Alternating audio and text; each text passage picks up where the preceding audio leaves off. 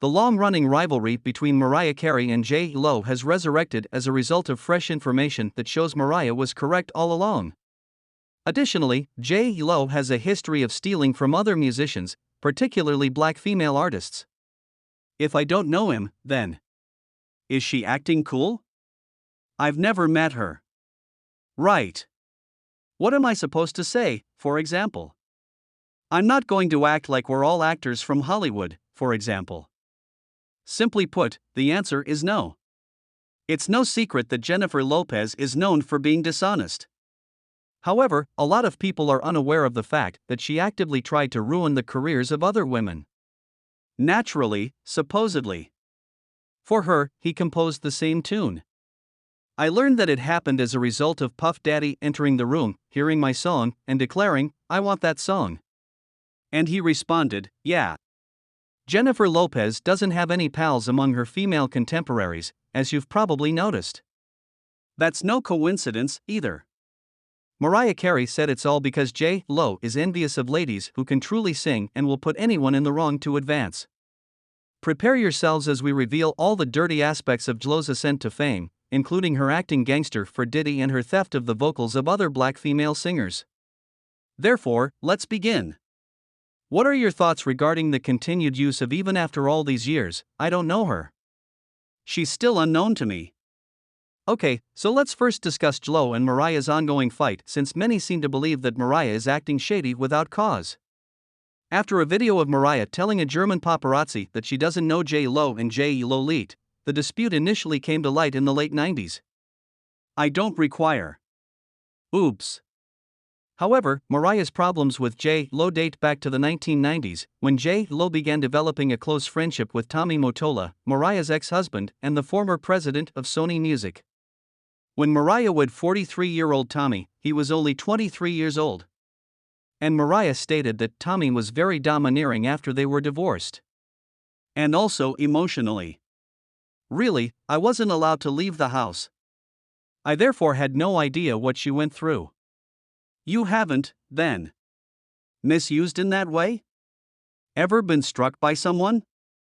Has anyone ever mistreated you? There are numerous types of abuse. You have experienced emotional abuse. Intellectually and emotionally. Tommy's authoritarian tendencies were well known in the business at the time. J-Lo nevertheless pursued him and essentially allowed Tommy to use her as a pawn in order to exact revenge on Mariah. Mariah Carey said that Tommy constantly attempted to ruin her career after the divorce, and J-Lo assisted him in her 2020 autobiography The Meaning of Mariah Carey. Mariah decided to use the Japanese band Yellow Magic Orchestra's song Firecracker for one of her songs while she was writing the Glitter soundtrack. Mariah, however, claims that Tommy deployed his spies to keep an eye on her. Tommy stole the sample after learning about it and gave it to J-Lo. Mariah said that Sony hurried to produce a single for another female entertainer on their label, whom I don't know, after hearing my new song, which used the same sample I did. The sample Mariah chose for herself eventually appeared on J-Lo's song I'm Real, which also features Ja Rule. However, as it turns out, Ja Rule had already begun working on a collaboration with Mariah when Tommy supposedly persuaded him to forego Mariah and concentrate on a duet with J-Lo instead. Irv Gotti, the CEO of Murder Inc., was then invited by Tommy to assist in the song's production. But this is where things really start to mess up. When Ashanti first recorded the demo for I'm Real, she told Gotti that she wanted to keep the song for herself. However, Tommy Mottola again used his power to persuade Gotti to give the song to J-Lo. They did, however, retain parts of Ashanti's voice. Well, I gave her a demo of the song. That was a long time ago. That was before I signed with Murder Incorporated, and they preserved my hook as well as some of the backgrounds, ad-libs, and other things of that nature. And that was hilarious. It was bittersweet because, you understand, I was so thrilled that it was J-Lo. However, I was furious with her because I really wanted that record. You see what I mean? I have always ever since I saw Friday. I said to Mary Jane, you give me that. I need that album. I was furious. But because it was J-Lo, I was simultaneously happy. But J-Lo allegedly sought to interfere in the careers of other musicians besides just Mariah and Ashanti. When J-Lo began dating Diddy in 1999, she also began donning bandanas and adopting a gangsta persona. After a shooting at a New York City club, she was even detained along with Diddy and held for 14 hours. The jury also requested a readback of testimony about Jennifer Lopez, an actress and singer who was riding in the Navigator when it was pulled over by police and was Combs's ex-girlfriend. Lopez left the SUV as she was being arrested, claiming she was heading home, according to a police officer's testimony that he ordered everyone in the SUV to place their hands on the vehicle. At that time, a gun was found in the car. Everyone in the car was ordered to be arrested by a sergeant who arrived on the spot. Lopez is quoted by the officer as adding, "It's not my gun." The most to demonstrate that she would die for Diddy was J-Lo. And as retaliation, he stole songs from other female musicians and covered them for her. Recall J-Lo's #1 song, "If You Had My Love"? Actually, Shantae Moore's song "If I Gave Love" was initially recorded by Rodney Jerkins, better known as Darkchild, for her. Shantae claims that Diddy, however, snatched the song for J-Lo one day by showing up at the studio. When J-Lo's debut album was released, I Also came out around the same time, and Rodney Jerkins actually came and composed the lovely song "If I Gave Love" specifically for me. And, as you may be aware, he penned the song "If You Had My Love" for Jennifer Lopez.